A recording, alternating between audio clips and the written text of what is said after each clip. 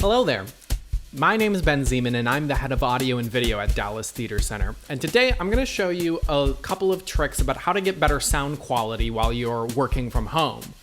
We're going to go over a few basic home recording setups and techniques, as well as just some more broad ideas, even if you're just working on Zoom conferences. So I'm going to start off with some of the basics and specifically geared towards some of the working from home and Zoom tips. So the first thing that I really want to point out to most people is most people's living rooms are pretty reverberant spaces. But since we're used to talking and having meetings in person, we're naturally used to hearing the sound of a room while people are communicating. And sometimes over video conferencing, if we don't hear this, it can sound a little unnatural and grating. One of the tips that I actually recommend is to disable the persistent background noise suppression if you're not in a noisy environment. If you are in a noisy environment, you should keep it on, as it does do its job, and it does its job very well. I would recommend keeping on background noise suppression if you constantly run your AC or have any other fans going, as it does a good job at cutting those out. But if you're only unmuting and muting your mic when you're talking, this isn't as big of a deal for those moments. The next tip is just to turn up the volume of your Zoom call. And this is purely psychological. People who are natural speakers tend to project the same volume as other people are talking. If you set the volume of the call too low, what happens is you tend to overproject and you actually start shouting. And it can be draining on your voice. It's not good vocal technique. And it's just really apparent you're shouting into the microphone. People have a natural ability to tend to compensate for interacting digitally. I would almost suggest turning up the Zoom volume, turning up the call volume a little louder than you think it should, as it'll make you speak a little bit more naturally, as you'll naturally adjust the volume of your voice to compensate for how loud everybody else is on the call. For my next tip, when working with most conferencing services, they have something called automatic volume control. And the one thing I want to point out about it is when to keep it on and when to keep it off. If you are a naturally confident speaker or you speak at relatively the same volume and you're not in a noisy environment, I actually recommend disabling it. Now, the reason I recommend disabling this is there's usually a really long delay and it's a pretty slow ramp up if it's trying to adjust you up, where it's starting from a particular volume, which means the first half of your sentence is usually cut off as you start a call or your first call of the day. And the opposite is also true. It can tend to move the volume of your voice around quite a bit. What that means is if you speak very loudly or you have a quieter moment, it will automatically start compensating for that. And that pumping and changing of the sound can tend to be a little jarring. Now, I don't recommend turning this off in every situation. For most people, you should leave it on. But if you have an external mic, if you're not using your computer's mic, it might be worth turning it off, as you've probably already adjusted the natural volume of your voice, the gain on all your microphones, and all the other settings to naturally compensate for it.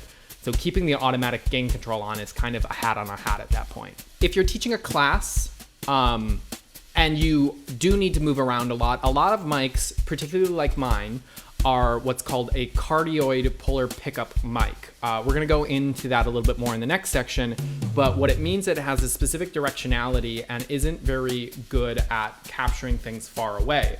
As you can tell, the quality of my voice changes the farther away from the mic I get, and the closer I am, it gets really close to what other people might consider a podcast sound or a radio sound that would otherwise be really clear and really good for teaching a class. If you do need to move around a lot, consider getting a different type of mic, or maybe even a Bluetooth headset that has a mic built in, so you're free to move about wherever you want, but that mic is always a consistent distance away from your mouth. For the next section, I want to talk a little bit more geared towards the hobbyist recorder, or anybody doing home recording, podcast, vocals, or anybody else that otherwise need to participate in some sort of higher grade or higher quality audio setting beyond just video conferencing.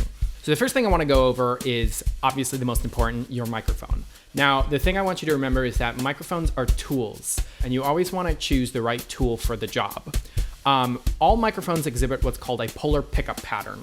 And what that means is that the microphone itself accepts sound from a specific direction, and tends to reject sound coming from an off-axis angle. Now, there are a lot of different types of pickup patterns, but a few ones that you run into commonly are omnidirectional, which literally means all directions.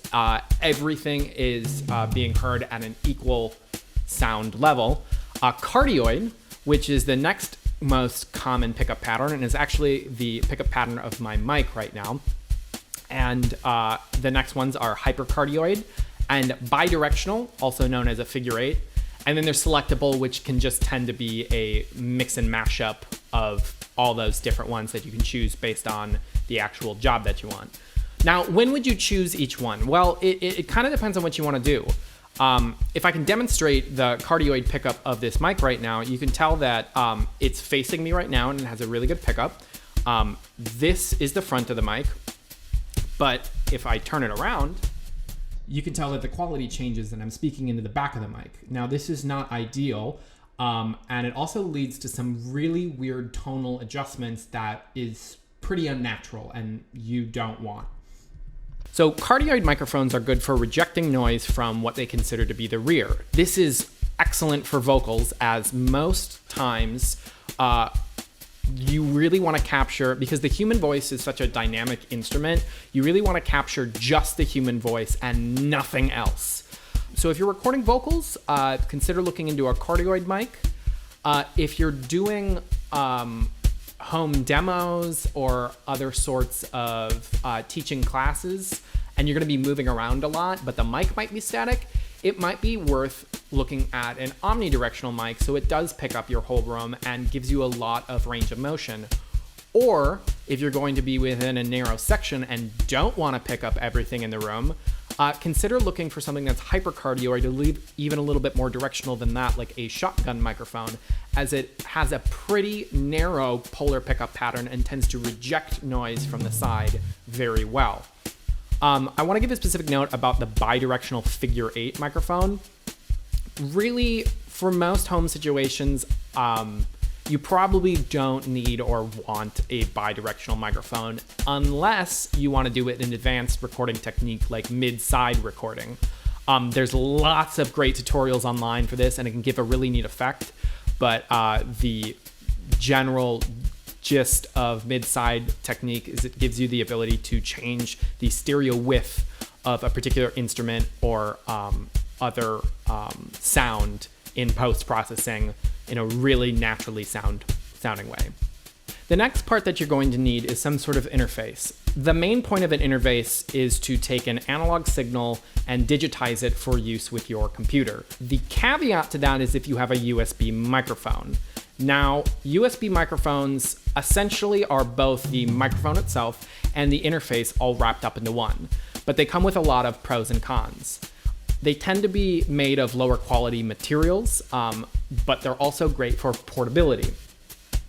They don't, however, give you a lot of control, as the selectable gain control tends to be pretty limited in the way that it handles things. So they're not good for everything, but if you are looking for a cheap solution or something to just get you by, consider looking into a USB mic. This is about matching the right tool for the right job, so make sure you do your homework and look into the specs that most manufacturers provide when you're looking to buy from them. Now, the last and probably most important part of a home recording rig is finding the right place. Studios spend hundreds of dollars on these types of things, so don't neglect finding the right space and doing it up a little bit to get a better quality sound out of your recording. Closets work great. They have naturally built-in insulation by virtue of having your clothes everywhere, either hung up or on the floor, if you're one of those people. So pay attention to what your room sounds like. Some rooms will sound really good, and they will naturally amplify parts of your voice that might be pleasing. But every room is different, and every room is of a different size and quality.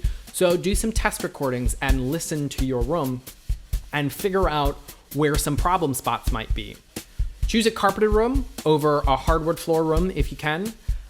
Even recording over a rug can be a massive improvement over a completely open, hard surfaced room. Now, if you only have hard surfaces or large rooms, or your closet's just up against your roommate's bedroom, don't neglect the idea of sound masking or soundproofing your room. Even something like hanging a towel or a large comforter can go a long way in changing the quality of your room into something that would produce an acceptable recording. Next, let's talk a little bit about what to actually do when it comes time to record. First of all, let's talk about proper mic technique. Just like choosing the right mic for the right recording is about choosing the right tool for the job, you have to be able to use the tool correctly to produce a really good recording. Proper mic technique involves, first and foremost, getting close enough to your mic. If you're far enough away and you turn up the gain on your interface enough, you're gonna start picking up a lot of excess sound that isn't necessary. But if you get really close and get the volume of your instrument right within the range that your equipment will acceptably handle, you can get a really close, clean recording that will be easy to manipulate and get the way that you want it to sound in post. Be cognizant of the proximity effect. One of the downsides of the proximity effect is plosive voices in the human voice tend to be unnaturally boosted. And these come into effect with things like P's, D's, B's, anything like that. You might have to get a pop filter, but if you don't have a pop filter lying around to eliminate some of those plosives and wind elements going into your mic, simply something like a stocking stretched over a coat hanger and placed in front of your mic might be a good place to start. The second part of this, make sure you're speaking into the right side of your mic. All mics will have some sort of indication or marking which side is the front and which side is the back, which would otherwise be rejecting noise, or the side in particular mics. As you can see, my mic is kind of shaped a little trapezoidally, so it clearly indicates which is the side, but not really well which is the back and the front. So the manufacturer actually gives me this little silver dot, which clearly indicates which side is the front of the mic. Make sure you're singing into it.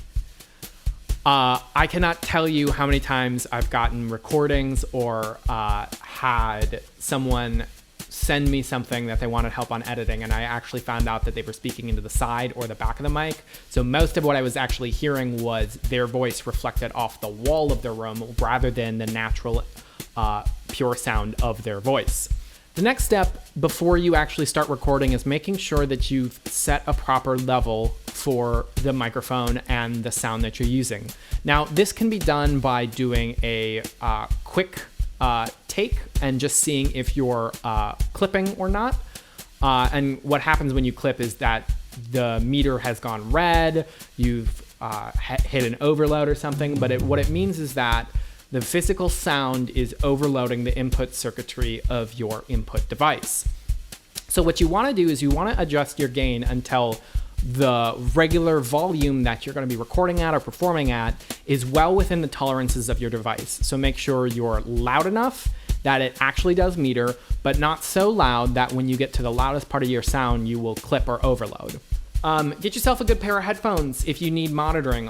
Most interfaces have some sort of what's called direct monitoring, which will mean that you don't have to do any fancy setups with any sort of computer processing or anything like that, and it will just naturally pipe your voice into your headphones. But be wary about turning up your monitoring source so loud that the microphone can also pick it up. So what this means is finding the balance between getting close enough that your voice sounds natural and your equipment is picking it up well, and so is the mic, but also not so close and having the monitoring so loud that the microphone is also hearing your headphones. A good distance away would actually be right around here.